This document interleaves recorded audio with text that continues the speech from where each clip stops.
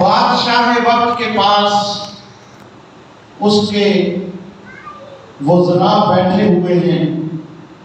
میں نے کہیں عرض کیا تھا، جب یہ خود کو بڑھا کر ان کے برابر نہیں کر سکتے تو پھر انہیں گھٹانے کی کوشش کرتے ہیں۔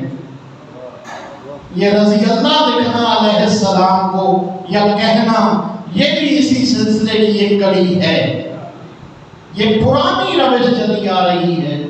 تو اسی مقصد کے تحت اس بادشاہ وقت نے اپنے کسی وزیر سے سوال کرایا ان علماء پر جن کو یہ لے کے اپنے ارد گرد بیٹھتا تھا۔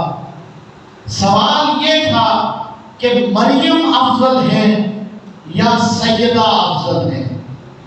سلام پڑھیں گے صلوات۔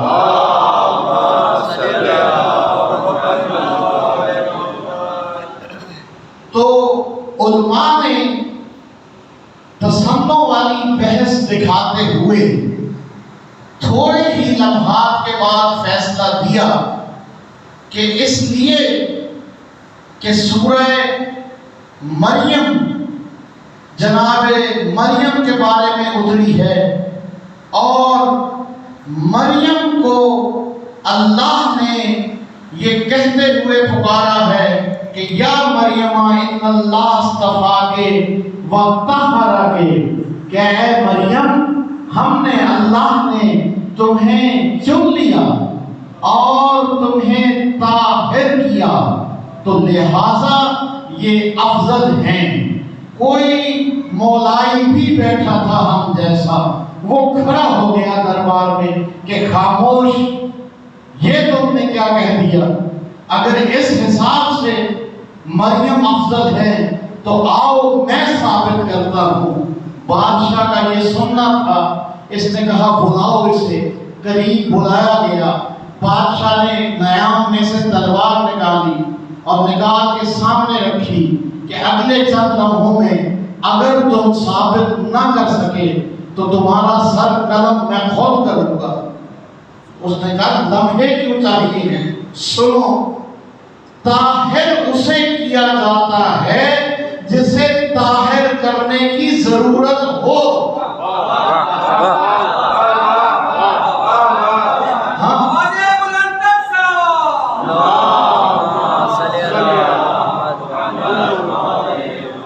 اب یہاں میرے ذہن میں ایک بات آئی، اب مولائی کے لیے میرے الفاظ ہیں کہ وضو کرنے کے لیے، پاکیزگی حاصل کرنے کے لیے یا تو غسل یا وضو یا غسل کرنے کے لیے کیا درکار ہے؟ پانی۔ پانی کو عربی میں کیا کہتے ہیں؟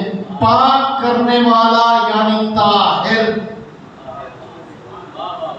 ٹھیک، اگر پانی میسر نہ ہو تو شریعت کیا ہے؟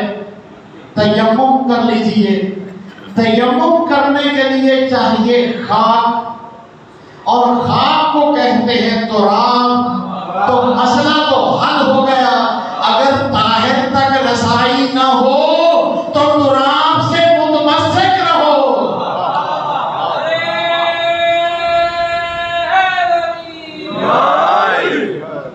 ہاں، تو طاہر کیا تو کہنے لگا پاک تو اسے کیا جاتا ہے جسے پاک کرنے کی ضرورت ہو۔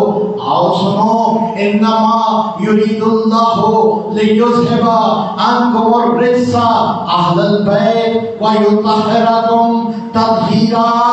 سیدہ وہ ہیں جن کے پاس بھی رجس بھٹک نہیں سکتا، جن سے رجس کو دور رکھا گیا ہے اور جنہیں ایسے طاہر رکھا گیا ہے جیسے طاہر رکھنے کا حق ہو۔ چلے ایک اور بات آ گئی کہ اگر مجلس میں بلانے پہ کوئی نہ آئے تو یہ آیت پڑھ لیا کرو، کیونکہ رجس ہے ہی محمد و آل محمد سے دور۔ گلا کیسا؟ اس نے اپنا خود فیصلہ کر لیا ہے۔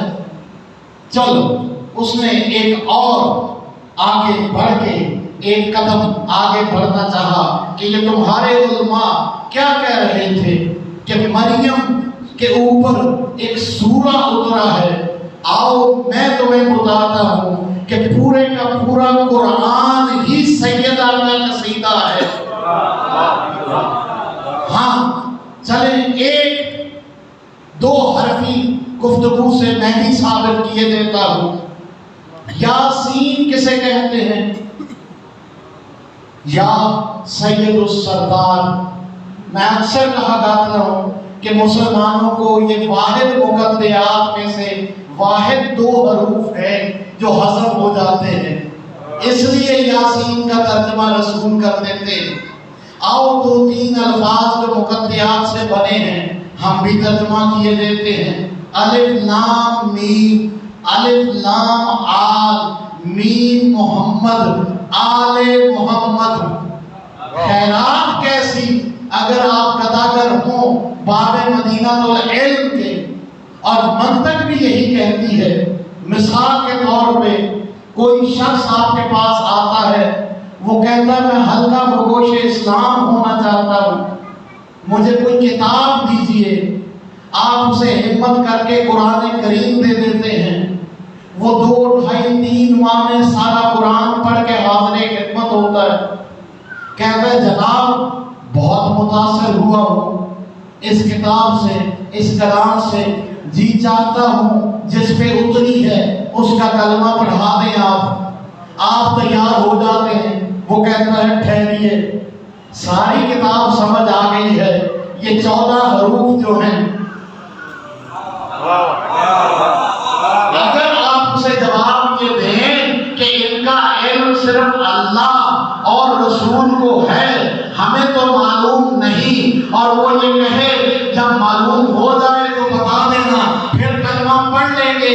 اور اگر وہ تمہیں چیلنج کر دے کہ خود کو گداگر کہتے ہو، باب مدینہ العلم کا، ارے کیسے شہر علم کے بھکاری ہو جو تمہیں یہ بھی بتا کر نہیں گئے. سلامات پڑھیں گے محمد و آل محمد. الف لام میم آل محمد. آئیے اسی بیت پہ آگے چلتے ہیں. الف لام را، الف لام آل، را ہے رحمت للعالمین، آل رحمت للعالمین. اب ذرا تھوڑا اور آگے چلتے ہیں. حامیم، انا من حسین، میں حسین سے ہوں. اگر حسین نہ ہو تو میں محمد نہ رہوں. اب ترجمہ کیجئے حامیم کا، یعنی ہا حیات میم محمد، حامیم حیات محمد یعنی حسین محمد. اب ایک منزل اور آگے چلیے. تاہا، یہ ہاں ہے ضمیر مؤنث کی، اسے کیوں مذکر رسول کی جانب پلٹاتے ہو؟ اگر پلٹاتے ہو تو سمجھاؤ بھی کیسے پلٹاتے ہو. تا سے ہے طریق اور ہا سے ہے فاطمہ مؤنث، یعنی طریق فاطمہ. تاہا محمد، اور محمد نے کھڑے ہو کر بنایا کہ میں محمد طریق فاطمہ ہوں. چلیں مقدمات اگر طے ہو گئے ہوں تو کبھی پھر اور کسی مجلس میں سے ہی. اب آئیے واپس، جب وہ یہ بیان کر چکا تو انہوں نے کہا ارے مریم کے بدن سے ایک ایسا معصوم پیدا ہوا ہے جس نے ابھی آنا ہے، جو حالت غیبت میں ہے. اس نے ترنت جواب دے کے کہا کہ مریم کے ظرف سے تو تمہیں ایک معصوم ملا ہے، اور ملا بھی کیسے؟ مریم کے انتہائی مقام تنہائی میں وہ جبرائیل آ گیا. مریم گھبرا گئی. اس نے کہا کہ گھبرانا، میں اس اللہ کا رسول یعنی بھیجا ہوا ہوں. تب گھبراہٹ ختم ہوئی، تب عیسیٰ عطا ہوئے۔ یہ مقام ہے مریم کا۔ آؤ سیدہ کی دہلیز پہ جہاں جبرائیل اجازت کے لیے رکا رہتا ہے، اگر اس روایت کو ضعیف کہو گے تو مومنوں، حدیث قصہ پڑھنے والوں، اجازت کیا اس اجازت نہیں؟ کیا آپ حکم کرتی ہیں آج خدا کیا میں اس قصہ میں داخل ہو جاؤں؟ تو وہ مریم ہے جس کے مقام تنہائی میں جبرائیل بلا اجازت آ جاتا ہے۔ یہ طاہرہ ہے جس کے آگے علی، جس کی پشت پہ محمد، جس کے دائیں حسن، جس کے بائیں حسین، ایک چادر میں چار محرم محافظ موجود ہوں، جبرائیل پھر بھی اجازت مانگ کر رہے۔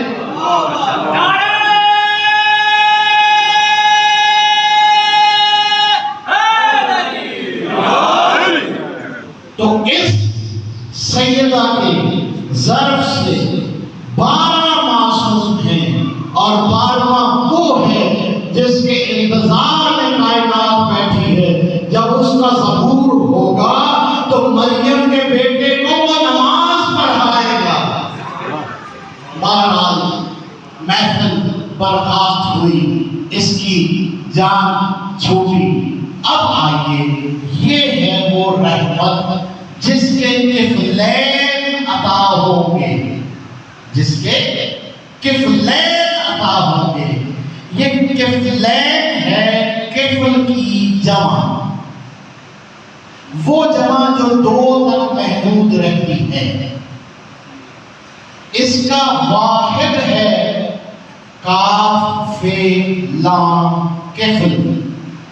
کفل کہتے ہیں ذمہ دار کو۔ جیسے عرب ممالک میں وہ شخص جو آپ کے ویزا کو سپانسر کرتا ہے اور آپ کی جتنا عرصہ ملک عرب میں رہے، آپ کے قانون کے مطابق رہنے کی ذمہ داری لیتا ہے، اسے کہتے ہیں کفیل۔ اسی کفیل کا اس میں مکبر ہے جو نہ صرف ذمہ داری لے بلکہ آپ کی ضمانت بھی اٹھائے۔ اب آئیے دیکھیے، الحسن والحسین سید شباب اہل الجنہ، یہ وہ حسنین کفلین ہیں جو نہ صرف تمہاری ضمانت اس کائنات میں دیتے ہیں بلکہ مقام خالدون فیہا۔ یہ کفلین کون سے کفلین؟ جن کے بارے میں نبی اکرم صلی اللہ علیہ وآلہ وسلم نے صلوات پڑھیں گے۔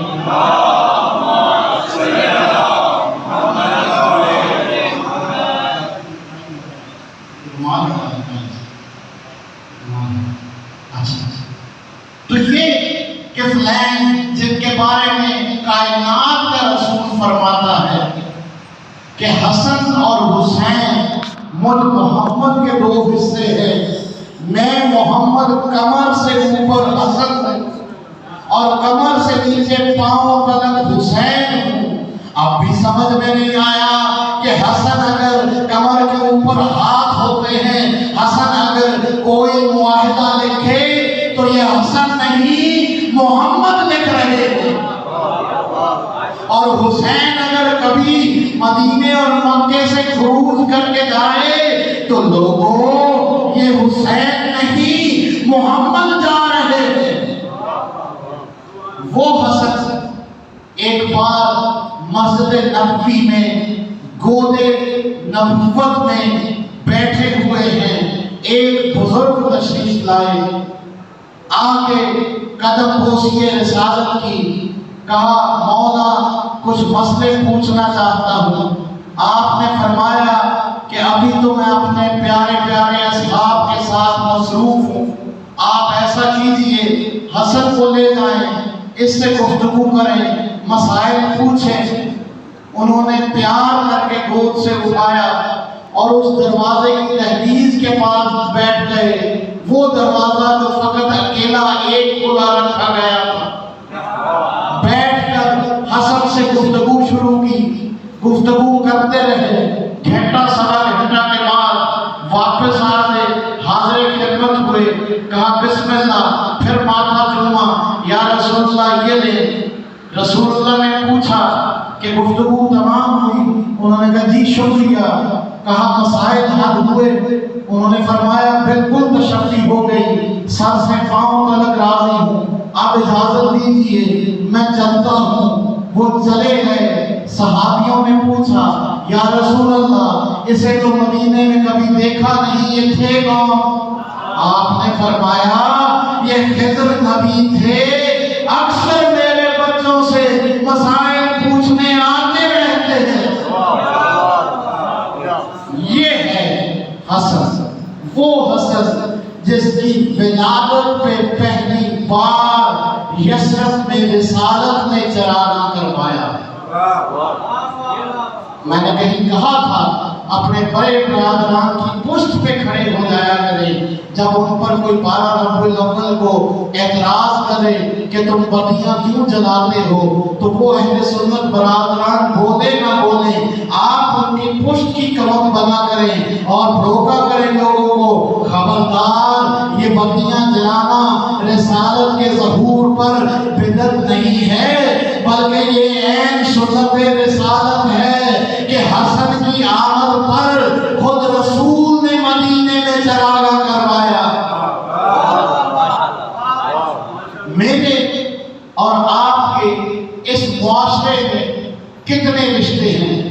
ایک میرا اپنے بڑوں سے رشتہ یعنی والدین سے، ایک میرا اپنے چھوٹوں سے رشتہ یعنی اولاد سے، ایک میرا اپنے برابر کے احباب سے رشتہ یعنی برادرانہ تعلق، بھائی۔ تو آؤ دیکھو کائنات میں واحد یہ حسنین کفلین ہیں، اور بلخص امام حسین علیہ السلام جن کے والد امام، جن کا بیٹا زین العابدین سید السجاد امام، جن کا بھائی حسن امام، جس کا ہر رشتہ امامت ہو، وہ حسن کا موصوف حسین،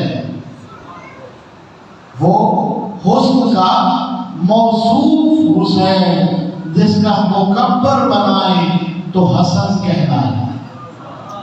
یہ ہے کفلین۔ اب ذرا سوچو کہ اس سے پہلے جو یہودیکم ہے یہ کون سی والی عطا ہے؟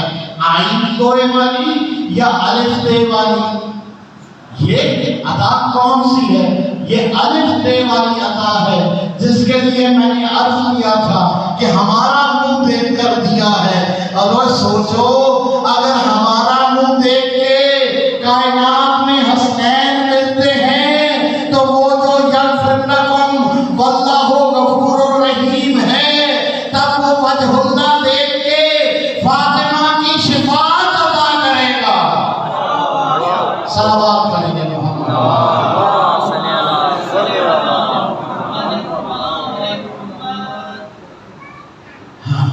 مکے سے کچھ فاصلے پر ایک مقام ہے جس کا نام ہے طائف۔ جانتے ہو اس کا نام طائف کیوں پڑا؟